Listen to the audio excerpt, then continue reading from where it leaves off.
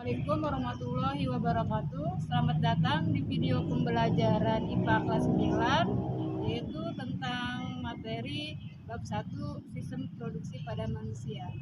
Baik, untuk lebih jelasnya kalian simak video pembelajaran Ibu selanjutnya. Ibu akan menjelaskan materi bab 1 yaitu tentang sistem reproduksi manusia. Perhatikan di sini ada peta konsep, di mana di sini Ibu akan menjelaskan sistem reproduksi pada wanita dan sistem reproduksi pada pria. Yang pertama, sistem reproduksi manusia. Apa sih tujuan dari sistem reproduksi manusia? Sistem reproduksi manusia tujuannya yaitu untuk memperbanyak dan mempertahankan jenisnya. Setiap organisme mempunyai kemampuan reproduksi atau berkembang biak. Begitu juga pada manusia. Di samping, di situ ada beberapa contoh pertanyaan. Yang pertama, sistem reproduksi pria berbeda dengan wanita. Yang kedua, apa fungsi dari alat kelamin jantan dan betina? Yang ketiga, bagaimana proses terbentuknya janin? Yang keempat, mengapa kita harus menjaga kesehatan sistem reproduksi? Ya, itu yang empat itu contoh beberapa pertanyaan yang berkaitan dengan sistem reproduksi manusia. Jadi, kalian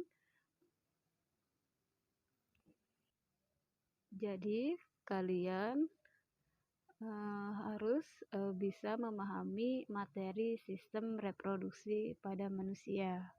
Selanjutnya, Ibu akan menjelaskan sistem reproduksi pria.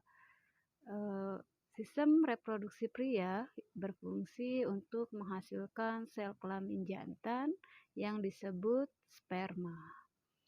Kemudian, sistem reproduksi pria terdiri dari atas kelenjar-kelenjar dan saluran-saluran untuk mengeluarkan sperma. Kalian perhatikan, di situ ada tabel 1.1 organ-organ penyusun sistem reproduksi pria. Di mana di tabel tersebut ada organ penyusun dan fungsinya. Yang pertama, testis. Testis fungsinya yaitu untuk menghasilkan sel sperma dan hormon reproduksi. Yang kedua, skrotum, yaitu fungsinya kantong yang di dalamnya terdapat testis dan berfungsi untuk mengatur suhu yang cocok bagi kehidupan sperma. Yang ketiga, tubulus seminiferus, yaitu saluran yang terdapat di testis dan berfungsi sebagai tempat pembentukan sperma. Yang keempat, ada sel interstisial, yaitu sel yang terdapat di testis dan berfungsi untuk menghasilkan hormon kelamin pria. Yang kelima, ada sel Sertoli, yaitu sel yang terdapat di testis dan berfungsi untuk menyediakan makanan bagi sperma. Yang keenam itu ada penis, yaitu alat kopulasi.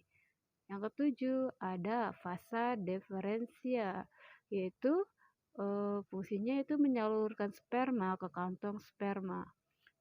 Kedelapan yaitu ductus epididymis, yaitu tempat pematangan dan penyimpanan sementara sperma. Yang sembilan yaitu ada kantong sperma, fungsinya yaitu tempat menampung sperma. Dan yang terakhir yaitu kelenjar prostat dan kelenjar Cowper, itu menghasilkan cairan semen yang berfungsi memberi nutrisi dan mempermudah gerak sperma. Baik, agar kalian lebih jelas di sini, kalian perhatikan gambar 1.1 alat reproduksi pada pria, di mana di sini ada kantong kemih, ada vas deferentia, ada uretra, ada penis, terus ada ureter, ada vesicula seminalis, ada saluran ejakulasi, kelenjar prostat, anus, ductus epididymis, testis, dan skrotum.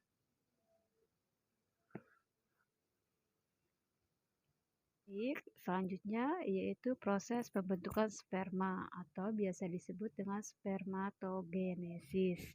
Pembentukan sel sperma terjadi di dalam tubuh seminiferus. Proses pembentukan sperma pada tubuh seminiferus terjadi secara bertahap. Yang pertama yaitu sel induk sperma atau spermatogonium yang bersifat diploid atau 2N mengalami pembelahan secara mitosis membentuk spermatosit primer. Selanjutnya, spermatosit primer mengalami pembelahan meiosis tahap 1 atau meiosis 1 membentuk dua spermatosit sekunder yang bersifat haploid atau N. Spermatosit sekunder kemudian mengalami pembelahan meiosis tahap 2 membentuk spermatid yang bersifat haploid N. Akhirnya, spermatid mengalami diferensi atau perkembangan sehingga terbentuk 4 sel sperma atau spermatozoa yang matang, sehingga terjadilah pembentukan sperma pada laki-laki. Yang kedua, Ibu akan menjelaskan sistem reproduksi wanita. Pada wanita, terdapat sepasang ovarium yang berfungsi untuk menghasilkan ovum atau sel telur. Dan setiap ovarium mempunyai saluran telur yang disebut tuba falopi. Pada wanita, kedua saluran telur bermuara pada uterus atau nama lainnya itu rahim. Kemudian leher rahim atau serviks berhubungan dengan lubang tempat keluarnya bayi yang disebut vagina. Agar lebih jelas, perhatikan gambar 1.2 alat reproduksi pada wanita. Apa saja sih alat reproduksi pada wanita? Pertama, ada vagina, yang kedua ada serviks, yang ketiga ada uterus, yang keempat ada ovarium, yang kelima ada tuba falopi, dan yang terakhir ada pembuluh darah. Ya, ini ada beberapa fungsi alat reproduksi pada wanita. Yang pertama adalah ovarium atau indung telur. Apa sih ovarium itu? Ovarium merupakan kelenjar kelamin yang memproduksi ovum atau sel telur dan menyekresi hormon estrogen dan progesteron. Ada oviduk atau tuba falopi atau disebut juga saluran telur, itu berfungsi menyalurkan sel telur ke uterus atau rahim dengan gerakan peristaltik dan dibantu oleh gerakan silia pada dindingnya.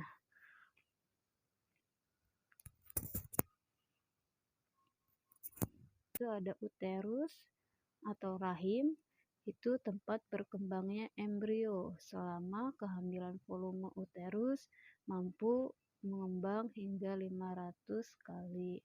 Jadi rahim itu fungsinya untuk tempat berkembangnya embrio. Ada vagina. Vagina itu adalah tempat penis pada saat kopulasi dan sebagai jalan keluar bayi pada proses kelahiran.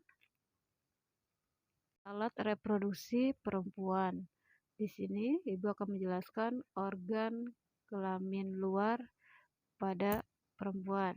Yang pertama ada klitoris atau klentit, yaitu struktur yang sama dengan penis.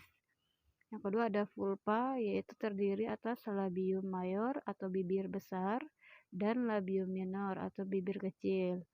Yang ketiga ada lubang saluran kencing. Yang keempat ada lubang vagina atau bagian terluar vagina. Yang terakhir itu ada fundus, yaitu bagian lipat paha. Ya, di situ ada gambarnya, kalian bisa memperhatikannya agar kalian lebih memahami. proses pembentukan ovum atau yang biasa disebut dengan oogenesis. Apa sih oogenesis itu? Oogenesis merupakan proses pembentukan sel kelamin perempuan, yaitu sel telur atau ovum, dan terjadi di dalam organ yang disebut ovarium. Berbeda dengan spermatogenesis yang dimulai ketika anak laki-laki mulai masuk masa pubertas. Sedangkan oogenesis dimulai sebelum anak perempuan lahir. Jadi, cara membedakannya antara spermatogenesis dengan oogenesis ya. Untuk spermatogenesis yaitu terjadi pada proses pembentukan sperma, itu terjadi pada laki-laki.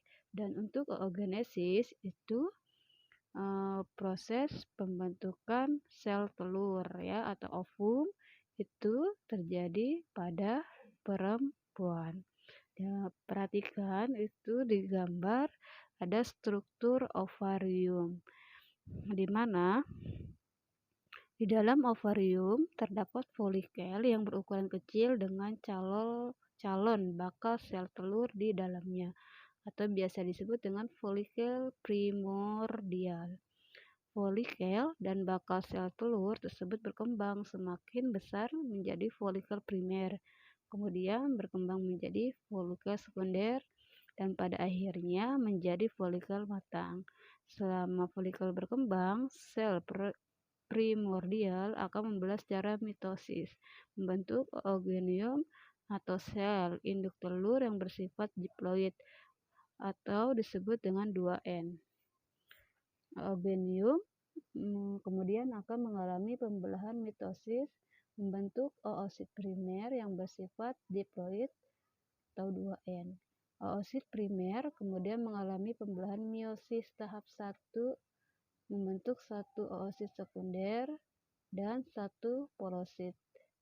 Polosit kemudian mengalami pembelahan meiosis tahap 2 menghasilkan 2 polosit. Kemudian oosit sekunder selanjutnya juga mengalami pembelahan meiosis tahap 2. Tahap 2 membentuk satu ootit dan satu polosit. Ootit kemudian mengalami diferensiasi pembentukan ovum. Pada akhirnya itu akan menyebabkan peristiwa oogenesis terjadi pada alat reproduksi pada wanita. Terima kasih kalian sudah menonton video pembelajaran Ibu yaitu tentang sistem produksi pada manusia. Kita ketemu lagi next time. Wassalamualaikum warahmatullahi wabarakatuh.